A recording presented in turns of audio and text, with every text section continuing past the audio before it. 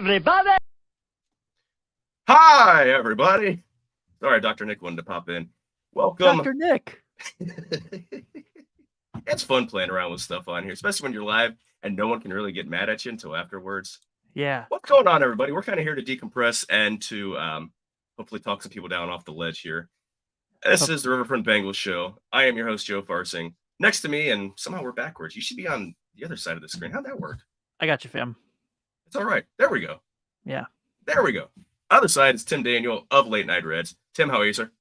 Good, man. Pulling a little back-to-back here. Going a little doubleheader with Riverfront content tonight. That's just the mark of a true pro. I mean, you're a team player. It's just fantastic. We love you. I appreciate it. Hi, Sydney. How are you? What you got going on? What's that? Is it fitting? I had my Bengals hoodie on, but Iris puked all over me right before I got on air. The only thing that would have been better if she would have shit on it, because that's the appropriate of what happened. The Bengals kind of shit on us again. Yeah. What do you got going on tonight at Late Night Reds? We're going to talk about, we were supposed to have Pollyannish. Unfortunately, he is a college baseball coach for Rice, so he is at a recruiting event tonight. So he said, hey, man, I'm really sorry I couldn't make it.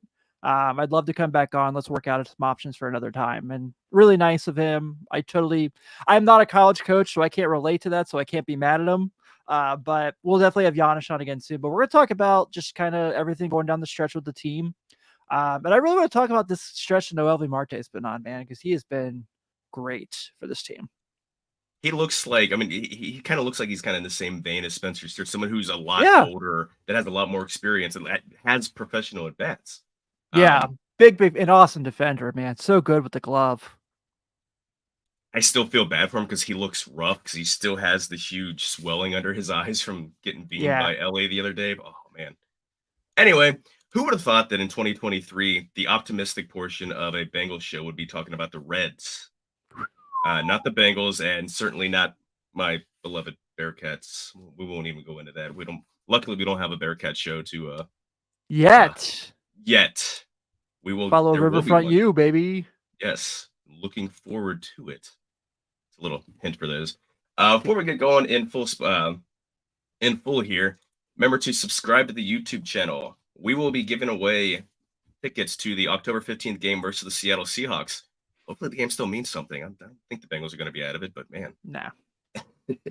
We'll be giving away tickets to the October 15th matchup to a lucky subscriber. Again, follow us on all the socials. Follow us on Facebook, facebook.com, Riverfront Cincy. Join the family, patreon.com, Riverfront Cincy. You can join the awesome Slack channel. You can get in, ask questions for the Reds thing. And today, we're trying out something new for those in our Slack channel. For those that are patrons, they can come on and ask a question live or have a comment with live with me and Tim. So we'll see how that goes. It could be a shit show, but yeah, who knows? It's all about experimenting with content, seeing what sticks. Exactly. We're starting it on the show that nobody watches, and we'll go from there. No. I'm kidding. Even if nobody watches, I still have a whole hell of a lot of fun watching this. At the end of the day, that's all that matters. But exactly, amusing myself and hopefully one or two others. Yeah, I feel that. Appreciate it. Quick game recap here. Bengals did lose 27-24 to the not very well liked and hated Baltimore Ravens. Bengals defense struggled to get a stop when it mattered. Yeah. It was one of those games where this was a game where Lamar Jackson looked like MVP Lamar. He was, what was he? He was 24 of 33, 237 yards, 2 touchdowns, 12 carries, 54 yards. And anytime they needed to play, he was either escaping out of what little pressure that the Bengals were actually able to get on him and making a clutch throw. He made a couple like sidearm throws, or just escaping and running like he always does. It was frustrating because the Bengals defensive line, you figure today would be a good day to feast because the Ravens were down 2 offensive linemen. They had 0 actual pressures until late in the game. Where I was the most disappointed in today. You and Greg talked about it quite and pretty lengthy on your show this week about if you keep Lamar Jackson in the pocket, that means you have pressure and he can't be himself. And he stayed in the pocket majority of the game today. He had a couple scrambles, but and his pocket was just so easy to move around on. It wasn't like maybe that's not the right word, but he made such easy throws because he didn't have to run like hell today. He was comfortable. He was back there. He was finding everybody. I do have to give him props. That throw to Zay Flowers, as much as it irritated me, was awesome. But yeah, Lamar Jackson in the pocket with no pressure, it's gonna be pretty easy.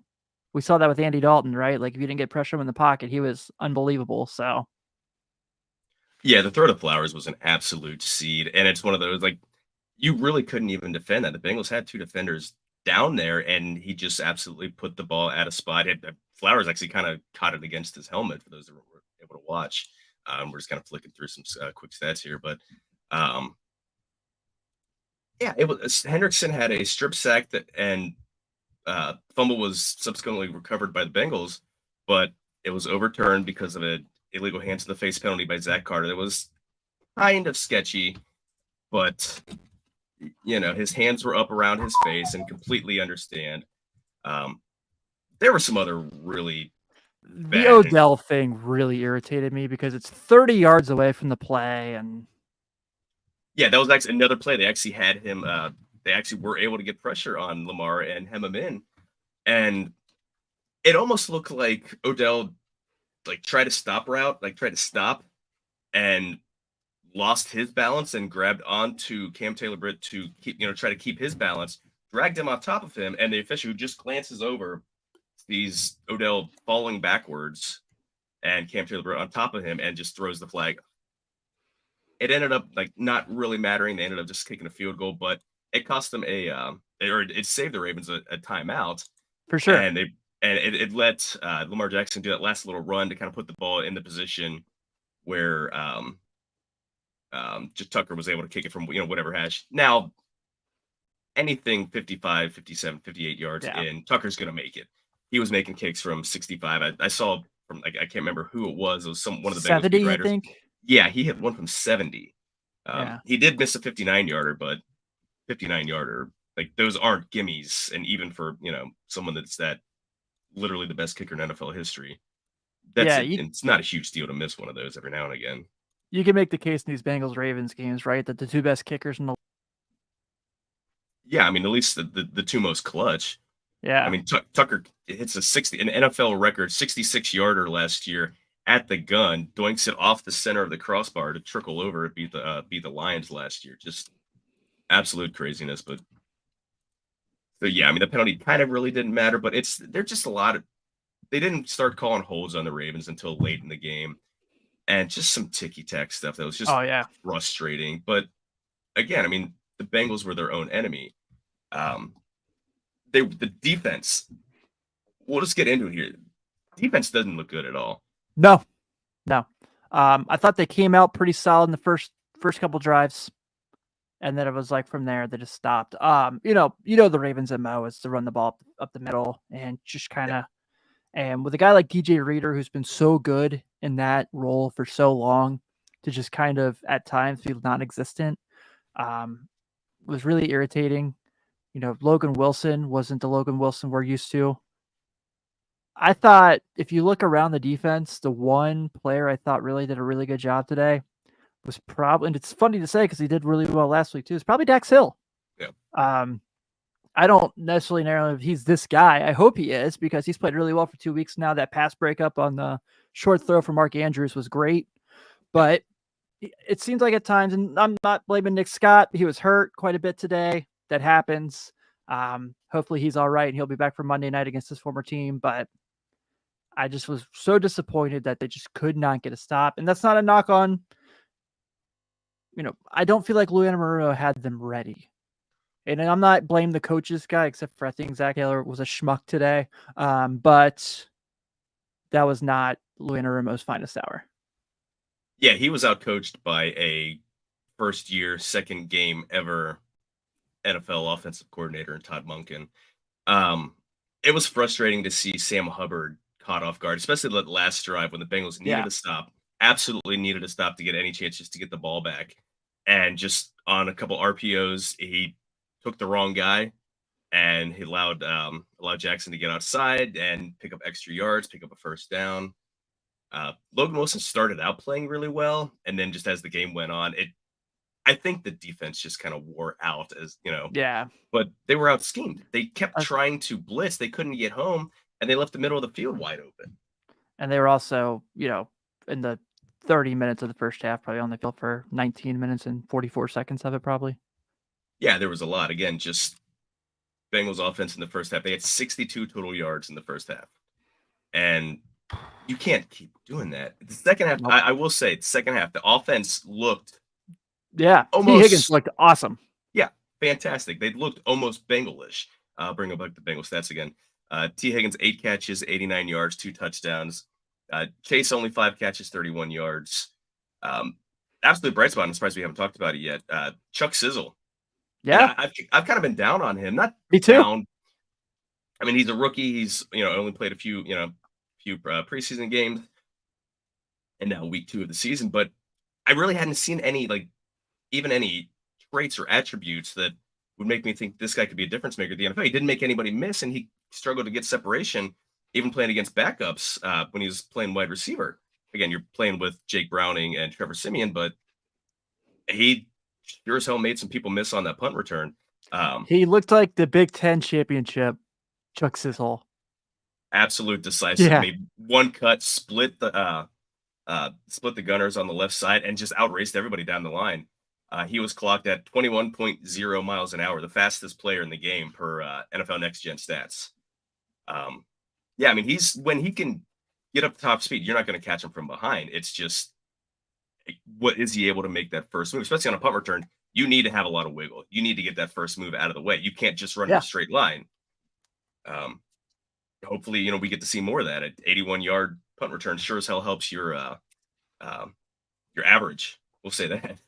Yeah, you looked like good Peter Warwick, right? Remember we'd get good Peter Warwick every 5 or 6 weeks? He was a guy that I think was underutilized. Same. Absolutely love him. Got his jersey in my closet. He had so much ability. I think he could have been almost Jamar Chase like. I think he was a little bit smaller. He was under 5 or under. I was gonna say under 5 foot. He was a little over 5 foot. I think he was under 6 foot, and he's used more as a uses the punt returner, whereas no one would ever think to use Jamar as a punt returner. They don't want to get him hurt, but yeah, please don't. Yeah, just a fun guy when you were able to get him out in the open field, could make plays, and everyone remembers the punt return against the Chiefs in 2003 when the Chiefs were undefeated. Yeah, he had the kick return in the Super Bowl that got brought back in the Seahawks Steelers. Oh one. Yeah. That talk about games where the refs were on the take. Right. Also, check the Steelers and the Cardinals Super Bowl. That also was not very well officiated. We'll be nice and say that. Mm-hmm. So anyway, but kind of back to the defense. I can only recall one actual negative play that the Bengals defense called or was able to cause. Late in the third quarter, they had the ball. It's 1st and 10. They get called for a holding, so it's 1st and 20. They try to run the ball. Bengals stop them for a 3-yard loss, so it's 2nd and 23. You're in prime opportunity to get off the field. They're 3 and out. Very next play, 20-yard completion. Next play, a 4-yard run to Gus Edwards because he just moves the chains because he is just a huge back. And they ended up scoring a touchdown. That was the 17-yard pass to Nelson Aguilar. He had a good game. He's kind of a guy I totally forgot with all the guys that they have at receiver. They don't have any great receivers. They've got a bunch of pretty good receivers. He had a pretty good game. I mean, again, here Ravens stats: 5 catches, 63 yards. Mark Andrews, 5 catches, 45 yards and a touchdown. Zay Flowers, 4 catches, 62 yards. Lamar Jackson hit 8 different receivers. Can't have me having that. No. And again, able just to find Mark Andrews when he needed to. Let's step away from the defense. What do you do about Joe Burrow? He finally looked like himself. That interception was an absolute rookie. Yeah, that was not a good throw. That was staring down T. Higgins. The safety was I don't think that safety did anything exotic. They were No. just playing split coverage, and he just totally. I think he just assumed the safety was going to take Chase. He had Chase was running. I don't know what kind of some kind of a corner route or a vertical route, and I guess he just assumed that they were going to double him, so he just didn't even look him up. He just looked at T all the way straight down the field and threw it right to him. He returned it for 38 yards, and then very next play was the deep pass to Zay Flowers and 14-point swing in 5 plays. Yeah. If he's able to walk on the field, plant his foot and throw, I don't think you have a choice. Yeah. Because the drop off from Joe Burrow to Jake Browning is way different than it was Joe Burrow to Brandon Allen. And not that Brandon Allen was someone who you were like, this guy can win us the game, but it was someone you could count on to not lose you the game. And I think they're in that predicament where that's their best case scenario. That interception was terrible. Yeah. But like you said, Joe, there was a lot of things to like in that second half when they were rolling. They took way too much time on that last drive when they got that touchdown to Higgins, but the Bengals in the 2-minute are so fun to watch. Yeah. And I wish if I were them, I'd just run the 2-minute all day. I'd just go straight Oregon Ducks, the old Marcus Mariota days. And he had the one play where he avoided the sack and really got moving again. That was nice, but obviously something's not right. And yes, there's no training camp, and I know he said that multiple times. That he didn't get to participate in camp, and he wished he had, and that might have made a lot of difference. But this was kind of really irritating to see because we know that he is the second best quarterback in football, right? We know what he's capable of doing, and we know he's better than this. He knows he's better than this. So seeing a day like today was really disappointing when that game was there to be taken, and he's the guy that takes those games, right? He's the guy that if you have a low-hanging fruit for Joe Burrow, he's going to beat you. And they just weren't able to capitalize today. That throw in the first drive to Irv Smith, where Irv Smith didn't get his foot down, I kind of felt like we were doomed from the jump. But I don't know. Sydney was there today. Should we bring her on to get her thoughts? I think we should. Let's bring her on here. Hey, friend. Sydney, howdy. Howdy. Sydney, you were at Paycor today, unfortunately. I unfortunately was, yes. What happened? Well, Bengals lost, as y'all have been talking about. Mm-hmm. That happened. Joe Burrow got possibly hurt again. Re-aggravated that calf. Which sucks. And honestly, you were just talking about it. If he has to miss time, I don't think it should be Jake Browning. Depends on how comfortable Will Grier feels, but I would have more faith in him than Jake Browning, to be perfectly honest. That's how I feel about that. And, we also weren't getting home at all on defense. We were sending guys.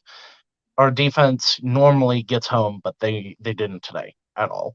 No pressure given up on Lamar, and there were too many rushing attempts where he just ran straight up the middle and everybody, the pocket collapsed and he was able to just run up the gut and just get easy money, get easy yards. And that saved the Ravens time after time, on top of flags that y'all talked about.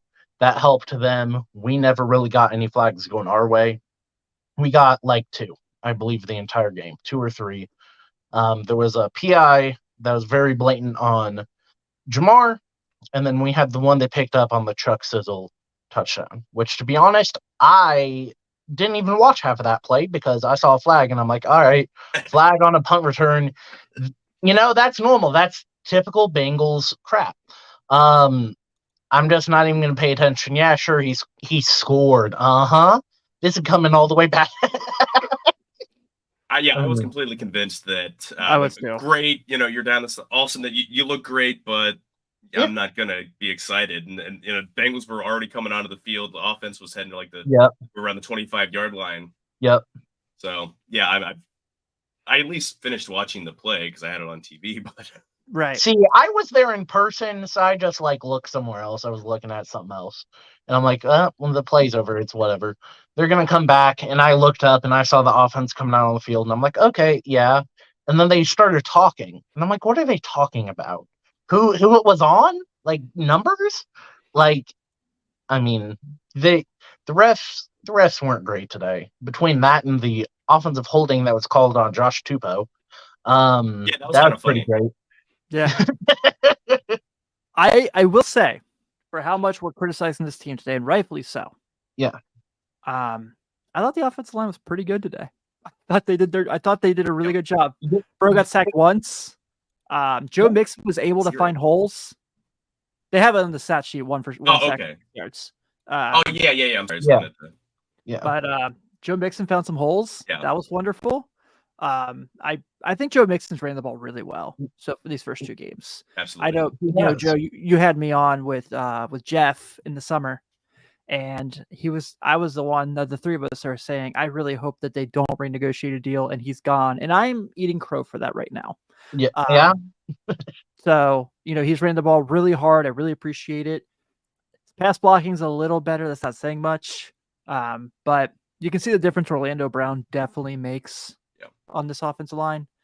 And then our guy, the power mustache of Brad. What's going on here? Like, first off, why is he wearing 10?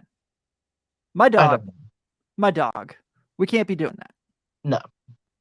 Second, there was like the story that came after the first punt where I guess Darren was waiting for him, ripped him a new one, walked away from him, came back and ripped him some more of a new one. Ooh. And it was kind of interesting, but yeah, kind of irritating. Again, for a guy that's supposedly has this massive leg, and again, he's more hang time than distance. Yeah. 3 punts, average of 40 yards, longest of 41. So he's kicking 39 yards, 40 yards, 41. Like, I appreciate the consistent. Yeah, I appreciate the concern. Well, Chrisman would do 41 yards, but on a line drive, and the coverage wouldn't have any chance. That's the one positive thing. They're not getting much on the return. The one last week was the one that killed me because it was a weenie ass punt when they shouldn't even have punted. It was 4th and 3 from the 38. Yep. And he boots it into the end zone, so you get an 18-yard net. And that's what he was known for coming out of Michigan. Is he had, I believe, like 0 touchbacks at Michigan. Oh, really? Yeah, and I didn't know that. Yeah, Michael.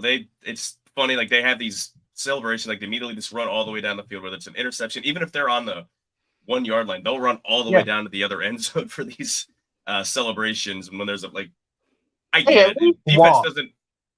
What's that? I said walk. Not don't run. Don't waste your energy running. Yeah, because then you got to come back anyway if it's overturned because of a penalty or anything. So. Yep. It's frustrating to be talking about an 0-2 team. This was last year. Does this feel like last year at all to either of you? No, I'm so glad you brought that up because I was going to get into that. And don't get me wrong, I think the schedule coming up this year is easier than it was last year when they went on that run. Yeah.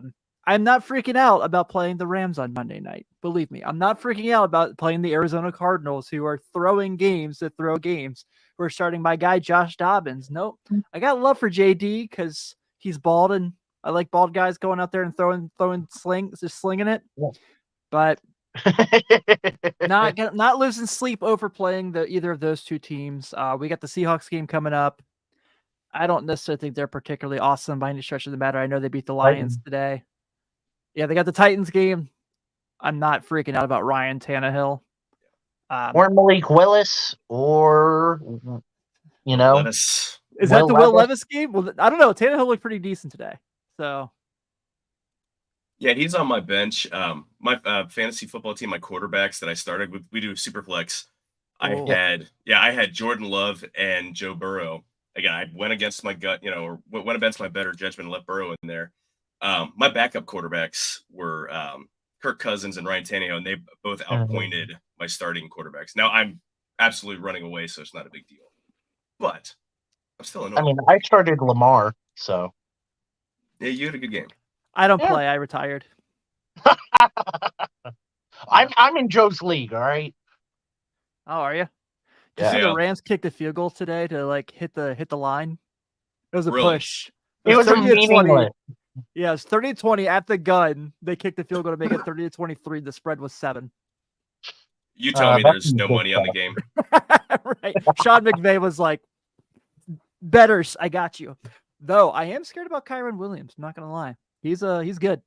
He's good. Tutu Atwell. Puka, Yeah, he's good too. he's got 25 catches in 2 games. No, legitimately, the Rams scare me a lot more today than they did a couple weeks ago. Aaron Donald is still going to eat people's children and beat them with helmets. Yep. And Miles Garrett again.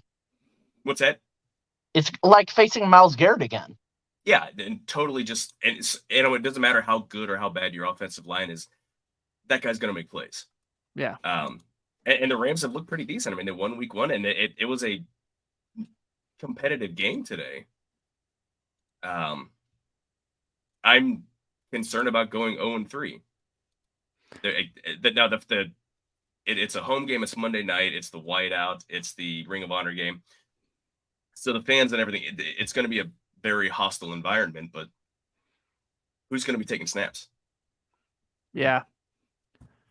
I heard Matt Ryan's still around. No thanks. Nah. Matt Ryan had absolutely nothing left. He had a less than Andy Dalton pop gun, and Jake Browning has an Andy Dalton pop gun arm. So no thanks. Hey, just keep him in town. Keep him in town. He was already there calling the game. Yeah. Can we do like the old classic Nick Saban Miami Dolphins and just have Joe Mixon taking snaps and kind of go from there? See, I mean, he has an arm on him. Chase Brown. No, we have Jamar taking snaps. All right. Hear There me you out. go. Chase Brown is your motion guy. Okay? Feeling me? You have Joe kind of sitting in the corner. You can run some run a couple reverses for him to throw the ball downfield.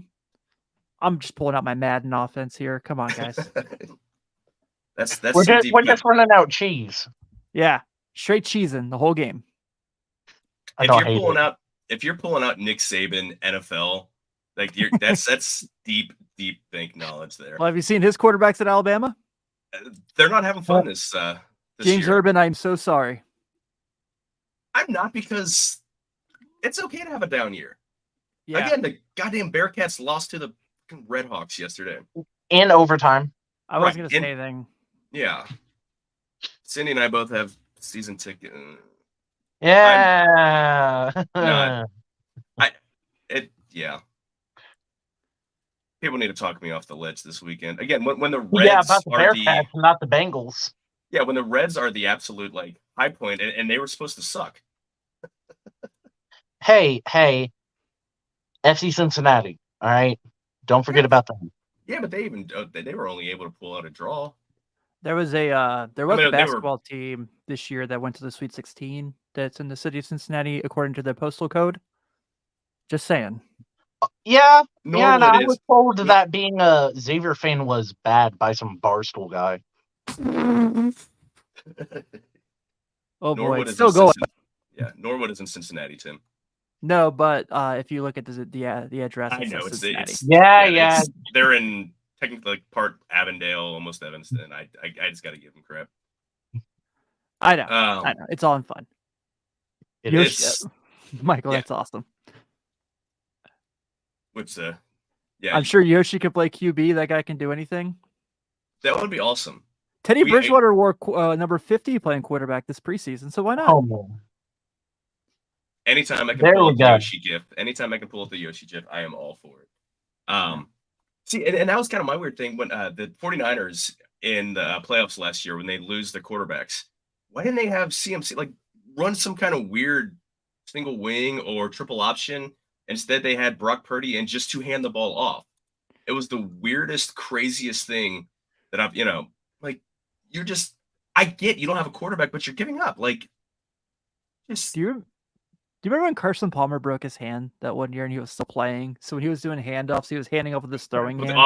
With the opposite hand, Yeah, David, we do agree. I mean, I wouldn't say the division sucks. It's It's a tough No, division. but Steelers Browns on Monday Night Football is like the least exciting games I can possibly think of. Oh, sure. Yeah. I mean, between that and we got, what is it? Saints, Panthers as my other option. Come on. Yeah, At least we can see Bryce Young in that game, who I am really high on. But in this game, I'm not super stoked about Kenny Pickett versus Deshaun Watson. But Andy Dalton is one snap away from playing. And it happens everywhere he goes. Everywhere he goes. Hey, we don't play them this year. I know it's the first year he hasn't played the Bengals since he left. So it is. Something will happen. He'll get traded at the deadline to somebody, and he'll show up, and he'll have a good game because it's not going to be a primetime game. Yeah, I'm trying to think who they play around that time. The Colts. It's like if Gardner Minshew can't go. I mean, if AR can't go. Yeah. Well, Richardson is. I wonder if he's going to be good next week. Yeah, he ended up getting yanked for the concussion. So, he's been looking good. He's exciting. The quarterbacks that came in this year, a hell of a lot more exciting than last year. For sure. I've got so much love for Des Ridder, but he's a system quarterback. He's a game manager. He's Andy Dalton. And that's not an insult. He hopes to be Andy Dalton, but in his college and NFL career, and I had to let Greg know this because he was absolutely smashing Dalton. First, he smashed Des. Anytime I bring him up on the regular show, anytime I bring him up on Slack, he absolutely destroys him. And I had to bring up, he's now 27-0 at home in his college and NFL career. That's shit crazy. Bijan Robinson definitely helps. That dude is awesome. He's legit. He's the real deal. How about Kyle Pitts? Is he He's on the team. He's there. He got the jersey. He had a really good rookie season. And he's the word says non-existent. Yeah, and that's the reason why I have hope for Dez. And again, we're Bengals show, not a Falcons show, but he still hasn't fully utilized the guys. He's got Drake London. Drake London's a really good receiver. He's got Kyle Pitts. Kyle Pitts is an absolute generational talent. Now, whether he, what's that? He's a unit. Yeah. Absolutely. Yeah. See, I did draft Bijan in fantasy, so he had a really nice game for me today. There you go. Michael Sparks asked if we can get Fitzmagic back. I'm all for it as long as he wears the open. We can see the chest hair action going. The sternum bush. It's sexy. Yeah. That's and not in a commercial with Kevin Hart, like literally on the field. How old is he? I don't know. He has to be up like past 40, I would think. He's close to it. You know, looked really good in the new unis today, who I thought really could have gotten some nice run in. AJ Green. Yeah. They should have put him on the field. He has a tendency to beat the Ravens, He kind of had some good games against the Ravens. Yeah, ruler of the jungle this week. Unfortunately, wasn't able to bring any good juju. Did you see they actually signed him for a one-day contract? So he could I thought that was awesome. I love when they do that. Yeah. Yeah. He's somebody borderline Hall of Fame career. I don't think he'll make it because there's such a backlog of receivers, but in terms of talent and his first 7 years, oh my god, he and Julio were 1A and 1B. I mean, those two were the exact same, like their numbers, like 1,000 yards every year, and until he started to get injured and break down a little bit. I'll never forget when he was working out with Calvin Johnson, and Calvin Johnson was like, "He does things I can't do." I was like, "That's saying something." And that's the brightest star that's ever flashed at wide receiver in NFL history, in Calvin Johnson. Yeah, he's my favorite Bengal of my lifetime. Just kind of with the year they got him, what they were able to do with him, and what he brought to the franchise. Yeah, it's my dude. Pat says he's worried about Burrow. I think that's pretty common around the fan base right now. I do got to clarify, and you just comment below. Worried how, in terms of just because of the injury still lingering, or because I think before he got injured again at the very end, he was starting to look Joe Burrow-ish, and if he had walked off the field at that point, I think and even if they lost by 3, I think the discussion would be a lot different if he hadn't limped off. I think not thinking Joe Burrow is tremendous. Yeah. They highlighted today the 2.2 seconds to let the ball out. But not thinking Joe Burrow is when Joe Burrow's at his best, when he just rolls with it. Okay. And they got to find a way to get that back. The offensive line has done their job. So it's the thing it's got to get going. But The biggest thing to me was when, like, second half, when we would stop just swing passing it, or, hey, we're just giving it to Mixon and he's going to get like 2 yards. And then that's going to be our offense. And then why couldn't we just throw it to T, throw it to Jamar, throw it to them a little bit more instead of, we're just going to hand it off to Travion Williams for 2 yards. That's when it started to turn around and start to look better, is when he started to actually try to throw it more. The in middle my of the opinion. field was open all game long, and Yeah, they he didn't. didn't attack they- it at all. No, they didn't attack it at all until they started to get T. Higgins involved in the second half. They just kept trying to push it to the perimeter, either on swing passes. I think they ran at least one, if not two screens. And even when they went downfield, it was their passes down the sideline. It was just, Yeah. It was. I was wondering, like, are they just trying to set it up to bring Smith and Patrick Queen closer to the line of scrimmage so the intermediate routes are open? And maybe that was the plan, but start that earlier so you have more than 62 yards in the first half. Please. yeah. Do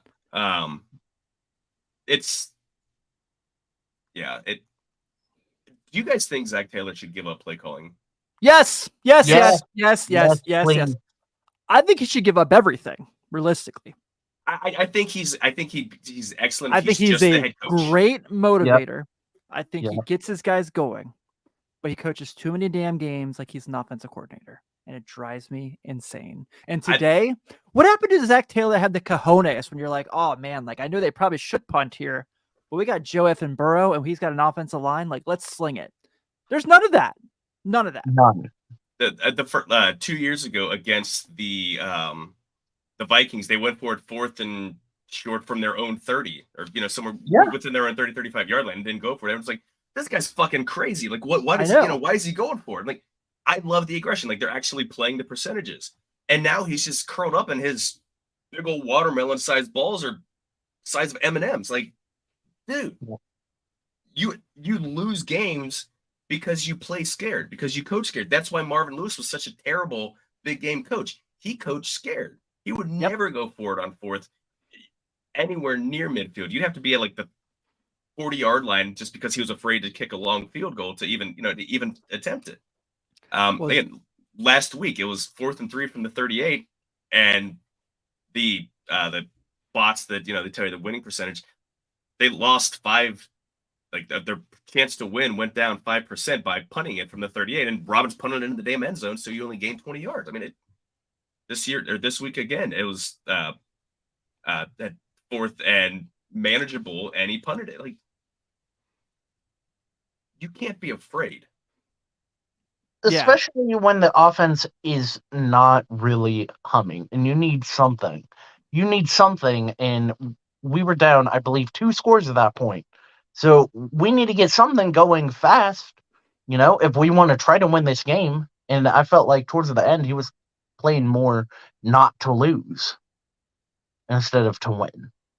I think Joe Burrow should just do the thing like, remember the Titans playoff game when he's like, my helmet radio went out, and I just said that we were in 2 minute, and I just had to get going. Just do that.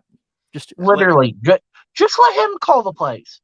Whoever's calling it now, whether it be Zach, whether it be Brian Callahan, not good. Not good at all. Well, it's all Zach. I mean, he does, and I've never understood why owners give that much authority to one coach. I mean, even Bill Belichick. Like, Bill Belichick's one of the greatest coaches in NFL history, but you hire these guys, let them call the plays. You've got so much other stuff. You've got to worry about all the situations. You got to worry about challenges. You've got assistant coach or assistant head coach whose job is just to keep track of things like timeouts and challenges and things like that. Him smacking something on his camera. Oh, sorry. I had a gnat in my room. I've got one that's buzzing around here, so if you see me grabbing at something, I'm not having spasms. It's right in front of my face and driving me up the goddamn wall. But yeah, it would be great if, I think Zach Taylor would be a great head coach, let Brian Callahan go. I think that's cost Brian Callahan a job so far.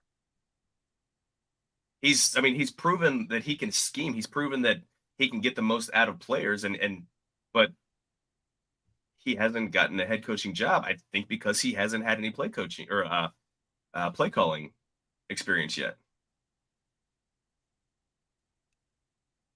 I don't know. Just my thoughts. I don't know if you guys. Yeah, sorry, I was on mute for a second because I was screaming at Max. So. Yeah, I agree wholeheartedly. I mean, we can't be continuing to be having quarters in halves where it's like 3 points, or like, hey, we have 10 points, but 7 of that was Chuck Sizzle on a punt return. Because that was our first one in like, what, 11 years? I was at the last one. 2012? 12 years. Yeah, it was 2012. That's right. Yep, I was at that one. It was Pac-Man, right? Yeah. Mm-hmm. Yep. So we also can't has not had a good week. No, he has not. It'll be better because they're going to drop those calls, or they're going to drop the charges because the video doesn't look as bad. But yeah, I mean, something has to change, whether it be, something. It can't be just, we're going to swing past it and we're going to try to just, all right, we're going to try to leave the middle of the field open to attack it. When? Third quarter to me is too late. You like you said, Joe, you can't be coaching skate. You have to be coaching a little bit aggressive. I mean, you don't need to be coaching too aggressive and be going for it like sort of USF was doing against Alabama last night, but you have to do some sort of middle ground. He coaches like he tries to just get by. Like, okay, we're limited, so we're going to try to get by instead of changing the scheme, instead of changing stuff. He's just going to try to get by, try to keep it close until he can take the reins off. Anyway, we're going to get out of here soon because we know Tim's got a prep. He's got his own show to go for. Cindy, any comments before we get out of here? Me? Cindy? Oh, sorry. Oh, Cindy, you got any final thoughts, any comments before we get out of here? I hope Joe Burrow is okay. I don't want him to miss time, but if he is not, say 80%, I'd rather him miss time than not. Same, and we'll find more in the next day or so. Bengals have an extra day because they play Monday versus the Rams, so hopefully just a small tweak, and it's he can at least be back to where he was today. So we shall see. Hopefully it's nothing serious and it didn't make anything worse or bring him back to where he was a couple weeks ago. Yeah, my final comment. Yeah, I want the old Zach Taylor back. Bring me the cojones. I think you're an awful coach and play caller, but I love the aggressiveness and bring it back. Please. Yeah, that would be nice. My final thoughts, just exhale. This isn't last year. This is, that you can't just assume they're going to be able to turn it back on, but it's only 0-2. Yeah, they're 0-2 in the division. They were 0-3 in the division last year. Like they have the talent. They have the ability to pull out of this hole. I think they'll be okay, but so anyway, everyone, I want to thank everyone for coming on here live on on Friday. Wow, man, on a Sunday night. I have no idea what the hell's going on. Dun. Is that any different than normal, Joe? It is not any different. If you ever have kids, you'll learn. Tim, you'll be there soon enough if you're not there now. Days all run together, and got to wake up at 6:45 again because school. I know Sundays as show day / winning time is on tonight. That's how I know my Sundays. So, well, that works. See, I don't have any Sunday shows to watch anymore since Righteous Gemstones is the season's over already. Have you not watched Winning Time? I have not, only because I don't know. I think you'd enjoy it. Actually, I really do. It's more or less. It's trying. I might have to watch it on my own because I know something that the miss isn't going to have any interest at all in watching because she likes baseball. She likes football. She has absolutely no interest in basketball. So that might be something I'll throw on when I'm working. I got to interview Jeff Pearlman about it a couple years ago, so I support. He's a fantastic writer. Big fan. Big fan. All right, everyone else, stick around. Watch Tim. Tim's awesome. Outside of that, we will be back on here Thursday. I will have Greg with me. We will preview the Monday night game. Hopefully have decent news on Joe Burrow front and preview for first win of the season. Ring of Honor, Whiteout, Monday Night Football. It's going to be fantastic. So long, everybody.